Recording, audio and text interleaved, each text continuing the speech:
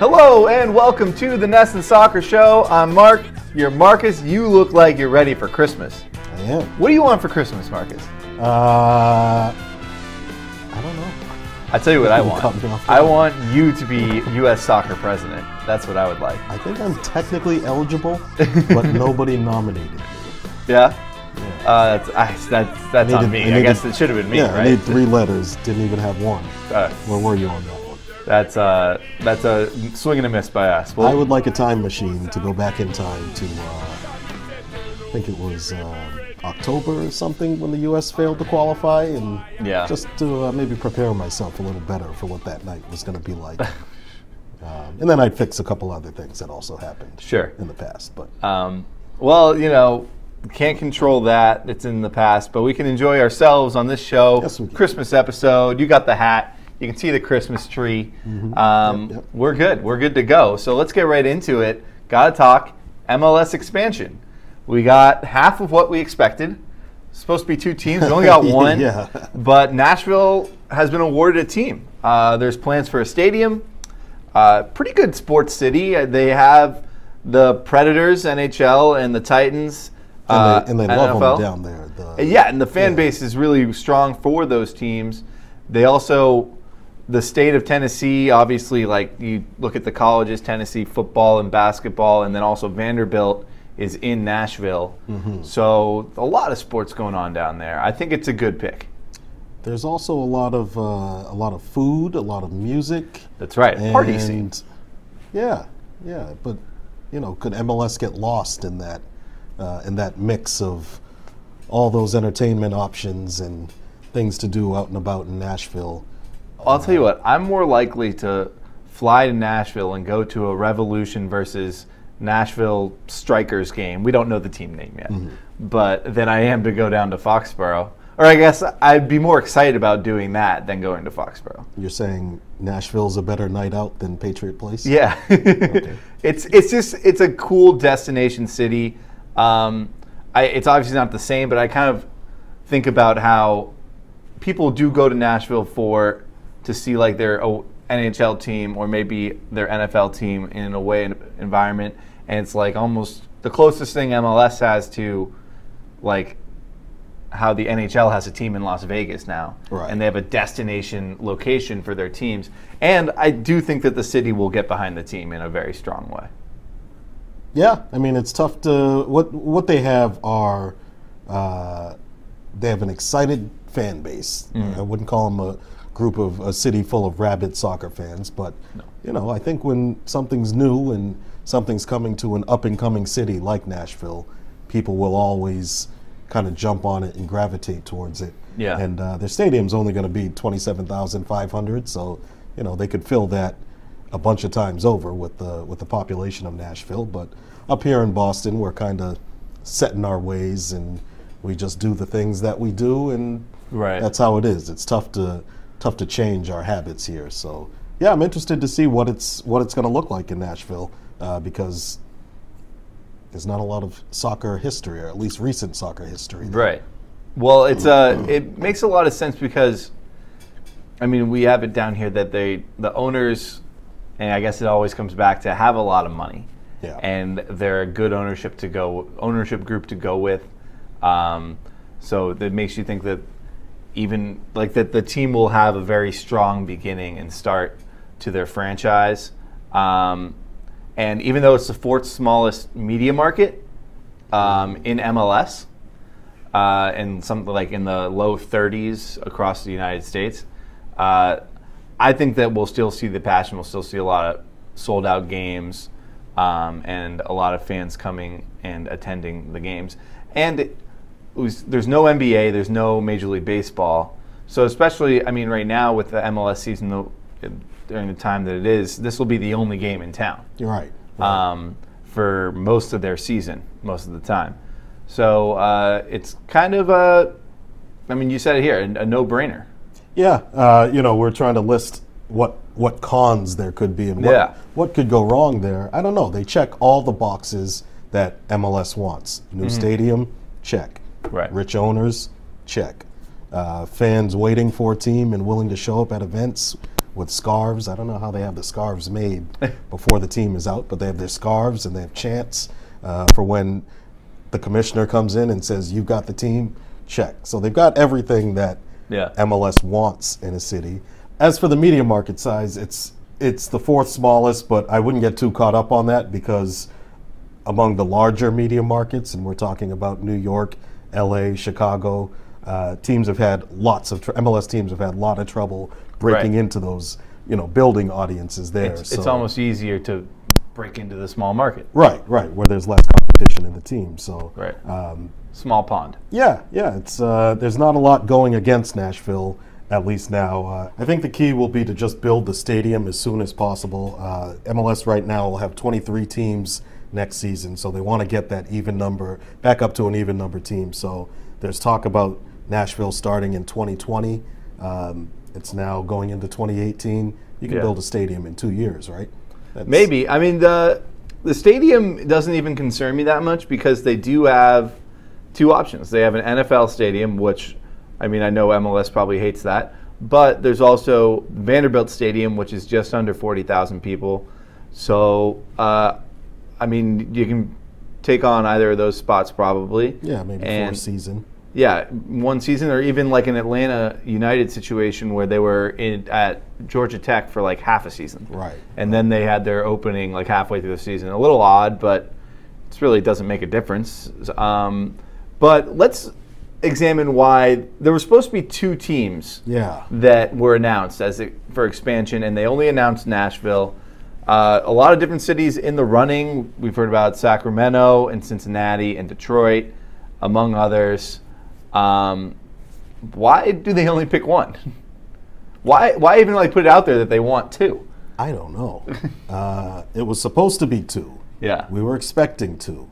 I think they announced that they were going to announce two, and when the big day came, they announced one. Must be something like where the second city, whichever one it was, something happened where, some sort of money situation where it's like, oh, all of a sudden, like, oh, we don't actually have this money. I can only speculate that it's sort of a moving target, something behind the scenes. Yeah.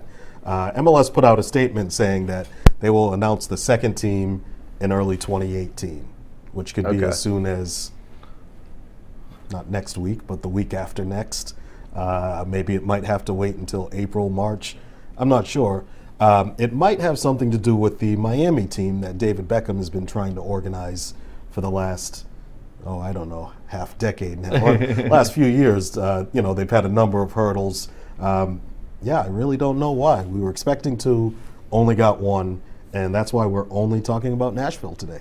Well, expansion continues, and I hope it's kind of moving towards, and this is a whole other conversation, but the league is getting bigger and bigger, and maybe they end up picking maybe a top 20 and have a pro-rel situation. But that's for another day. Yeah, dream on. But we got to move on to U.S. soccer presidential election. Candidates are set. 8 people running. We were talking who's your favorite candidate, pros and cons, the typical stuff. And we kind of came up with the conclusion that we don't know. This election's wide open. We don't have a favorite. There doesn't seem to be anything about any of these people that would make them favorites. I'll start with why I don't have a favorite. Why don't you have a favorite? There are 8 names: Paul Caligiuri, Cal Martino, Eric Winalda, Kathy Carter, Carlos Cordero, Steve Gans, Mike Winograd, and Hope Solo. Yep. And you can't pick one out of that list? Steve Gans is from Boston, so that's kind of cool, us being from Boston. And I heard, Eric Winalda in an extended interview podcast. I liked a lot of his ideas. Hope Solo's, platform that she put out also had a lot of great points. But the thing is, when I look at the ex-players, they all have this sort of training, reformatting, attack at a youth level, get the training right, develop players on a nationwide scale. And it all sounds good when they say it and in theory. But all these people have ever done is play soccer at a professional level until their late 30s, and then they like start the second career that isn't necessarily controlling a gigantic organization. So how are they why are they the right people to implement a nationwide initiative to develop young soccer players? Just because they play professionally, they haven't necessarily taken on anything like that. They've always been focused on themselves, maybe on their team, and then, you know, a broadcasting career or something along those lines, maybe coaching. But like, this is kind of a lot bigger than that. But then I look at the business people, and it kind of is just like Sunil Gulati's cronies, more or less. I mean, not that they're cronies or bad people, but it's kind of more the same. But that necessarily isn't the worst thing. It's just kind of like, are we just going to be at the same thing we've been for the last decade of, oh, we had a good performance against this big club, and then we can't beat Honduras and Trinidad and Tobago, and you know, the president, like at an executive level, we aren't really getting the help that we want. And then there's lawyers who basically, I read their bios and they're like, I really like soccer, but I became a lawyer instead. Now I'm running for U.S. soccer president. So it's like, I can't land on anybody. So that's my breakdown. That's pretty good. Okay, great. You know, I asked, what do these 8 names tell us? And I couldn't come up with an answer. And I think about this stuff when I'm half asleep. This race is wide open. Yes. All right. For the first time since 1998, there's going to be a real, genuine race for U.S. soccer president. Now, I guess is good. I mean, at least it's that situation and not like some candidate that's definitely winning. Yeah, but who says they're going to pick the right candidate? I don't think we'll ever know. I don't know enough about who votes in this election. Right. It's all murky. Yeah. It reminds me more of the old Soviet Union than, you know, a genuine democracy where, people are voting in blocks, and I don't know who supports who. I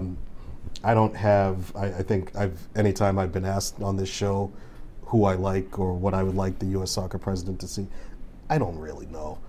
One thing that I think any president that comes in is going to have a different job than Sunil Gulati had, whereas Gulati ran it as more of an executive, a chief executive, where he was doling out orders and responsibilities. I think the next candidate that comes in is going to be more of a chairman of the board, which is something I saw reported, where all the decisions are going to be made at a more collaborative process. And that also sounds good. Yeah, and they're also going to create a general manager's position. Also good. To oversee the United States men's national team and run it as a soccer organization versus having the U.S. soccer president hire the coach and fire the coach and sort of oversee everything. So instead of being this all-powerful person who's going to come in and drive change in any direction he or she wants, it'll be more of a leader of equals or something like that. I think maybe we're just so skewed by not just U.S. soccer, but kind of like all the conspiracy and bad things you hear about soccer off the field and at the business level and at the executive level. It's always bad news. You're never hearing good things about any country's federation, any international federation, and obviously all the way up to FIFA. But when I think about all the news that's come out about U.S. soccer president, I always am like, okay, that sounds good. Okay, that sounds good. This sounds good. This idea. And maybe we're just so, not ready to accept that things are actually going to get better that we just don't believe in any of it. Or maybe things just aren't as bad as we think they are. Maybe. And maybe it's just 18 guys in Trinidad couldn't get the job done. Yeah, well, at the end of the day, I think that there's going to be this election. We're just going to have to accept whoever it is. And frankly, regardless of how good or bad they do, we'll never know if the right candidate was picked, because whoever doesn't get it is just going to sort of fade away, go back to what they were doing before, involved in soccer in whatever capacity they were involved before. And the president will be in the spotlight and probably be president, I think, for a little while, at least through the next couple of World Cup cycles, and be given a chance to see his or her ideas into play. Right, and we probably won't see the we won't see the fruits of whatever these ideas are. Right. For another 5 to 10 years. It's an odd thing. It's almost blind faith. Yeah. So Marcus's choice said either Hope Solo just for the clicks, but really, who cares? For your own reasons. Yeah. I mean, we're talking about something that's going to either pay off or burn us in 5 to 10 years' time. So, yeah, I don't even know if we'll still be around then. Yeah, it's almost it's too many emotions when talking about U.S. soccer and U.S. soccer president. That's why I like to just focus on a topic that I'm not exactly passionate about, but I'm interested in and entertains me. Santa Claus? No, well, yes, Santa Claus and Christmas, but also El Clasico, which is basically a Christmas present this weekend. Yeah. Before we get to El Clasico, though, we wanted to kind of compare La Liga and Premier League, and just how this game this weekend, as far as a club level and just in between, like on a domestic level at the club level, this is the biggest match in football, in soccer. In Europe. In Europe. Yeah.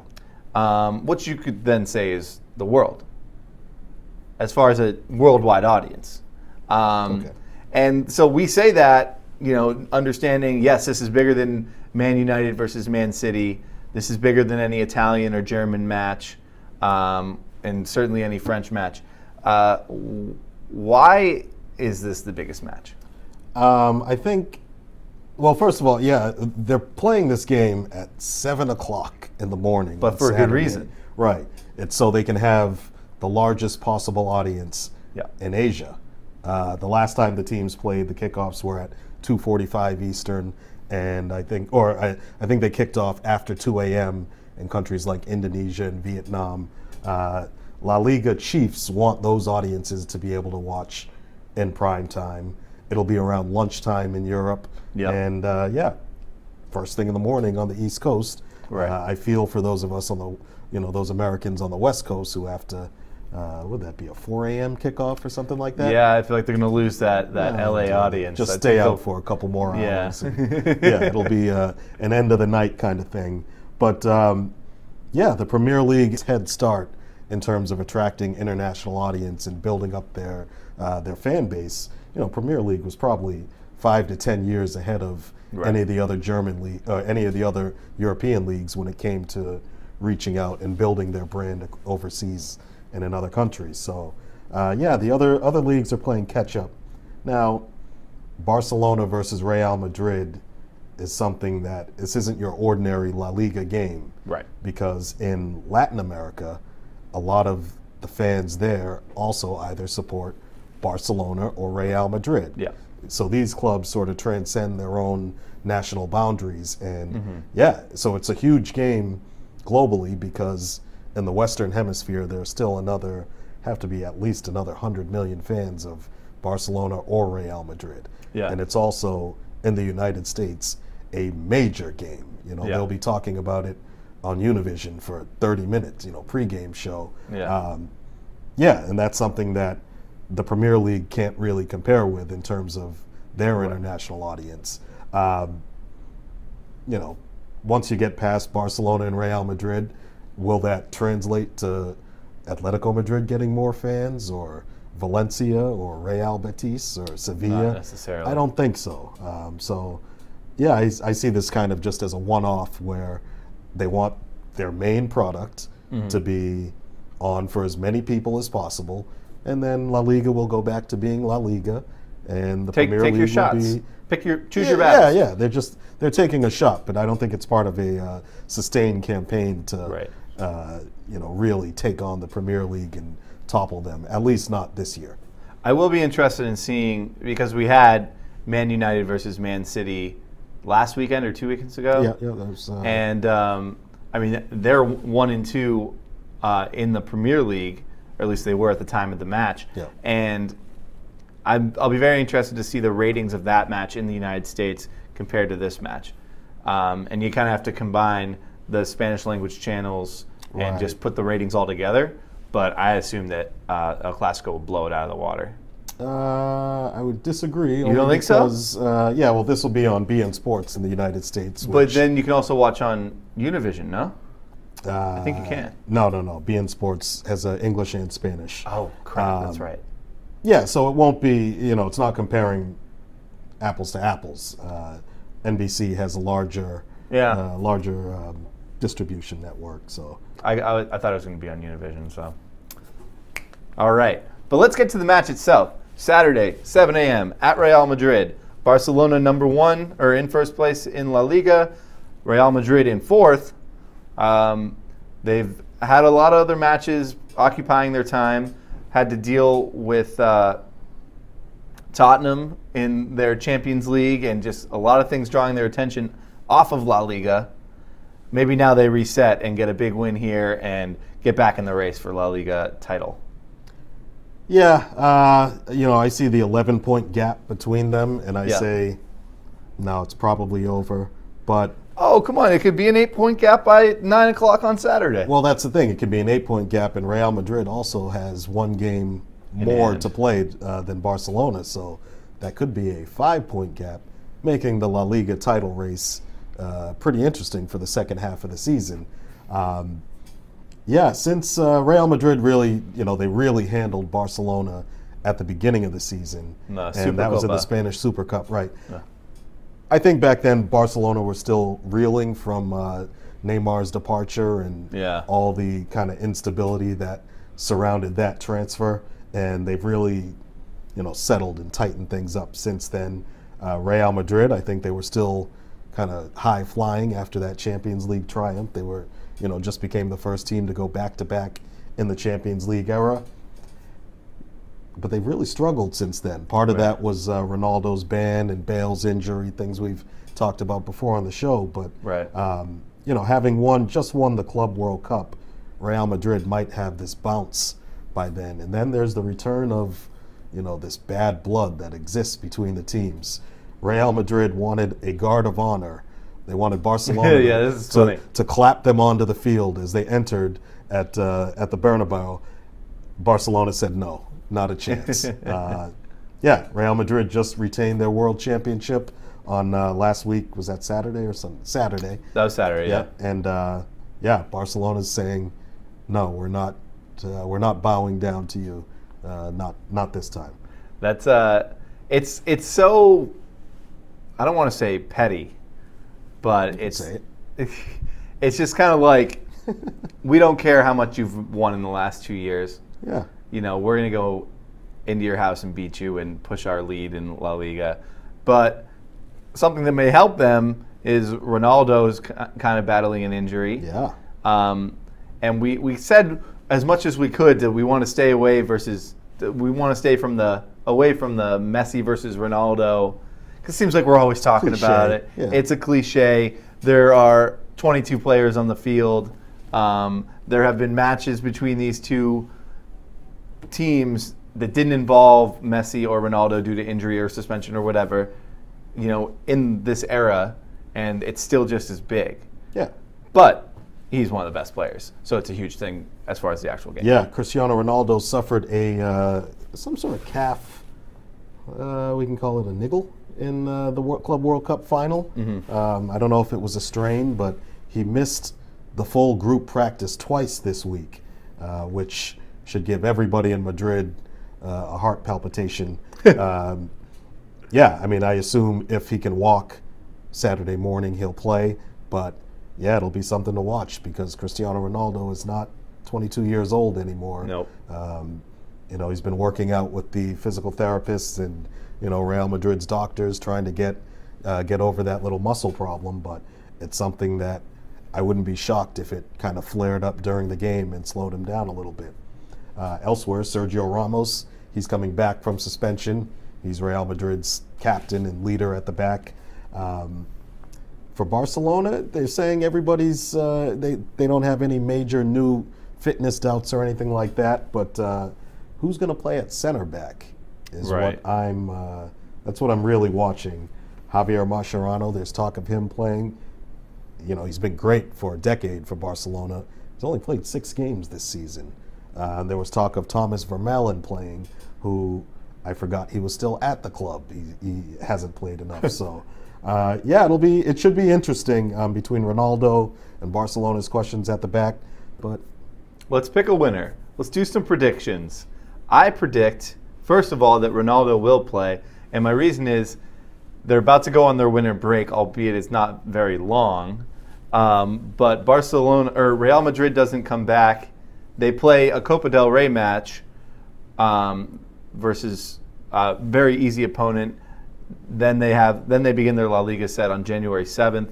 So I think it's kind of like it's a great thing that this match is happening right now, because it's kind of like all in, even though we're in the middle of the season. And then you get a 2-week break. Right. And then so I think he's going to play. I don't think it's going to matter. I think Messi's going to score once and have an assist. Barcelona wins 2-1. How do you feel about that, Marcus? I disagree. Okay. I'm not going to say Real Madrid's going to win 2-1, but I'm calling a draw here. Neither team is really. I don't see either of them peaking right now, and I couldn't see either of them scoring 3, 4, or 5. So I'll call it 1-1, maybe 2-2. That's boring. Well, this isn't the only. No presents for you. Nothing. But do you like coal? Sorry, I just channeled my inner Santa. It's not the only match this weekend. We've got a good one in the Premier League with Liverpool and Arsenal. I believe they're both in 4th and 5th right now, so kind of a battle to get back into the Champions League zone. That's Friday, 2:45 Eastern, at Arsenal. So I think you like one of these teams and then have other interest in another. So what do you think about this match? This is always one of the most entertaining Premier League games. There's always goals in it. There's always defensive mistakes. And, yeah, Liverpool has had the better of Arsenal. I think they beat them 4-0 earlier this season at Anfield.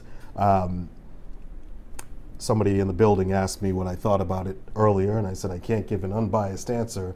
But Arsenal's, they're battling a couple of injuries. Aaron Ramsey's out. Olivier Giroud just suffered a hamstring problem. So Liverpool's a little bit closer to full fitness and top form. But I don't see them going to Arsenal and winning. I'm going to call it a draw. 3-3. Okay. Wow, that'd be a lot of fun. Yeah. I won't predict anything for that match. Entertaining draw. I haven't watched enough of Liverpool or Arsenal all year, but I have watched a good amount of Roma and Juventus. Yes. And they play as well on Saturday, 2:45, after you watch El Clasico. You take a little break, you get yourself a donut, talk with your family. They're probably all just getting into town for Christmas. Take a nap. Maybe take a nap, and then go back to the TV and turn on Juventus versus Roma. Roma has been dropping points left and right around the Serie A. A lot of draws against teams that they should be beating and getting the full 3 points. They also just lost the Coppa Italia round of 16 match, which is the first round at which they participate in the tournament. That happened on Wednesday. Juventus, on the other hand, after kind of a slow start, has really been firing. They're playing very well. Unfortunately, I think that they lock up a win against Roma this weekend and maybe even leapfrog Napoli into first place in Serie A and maybe never look back.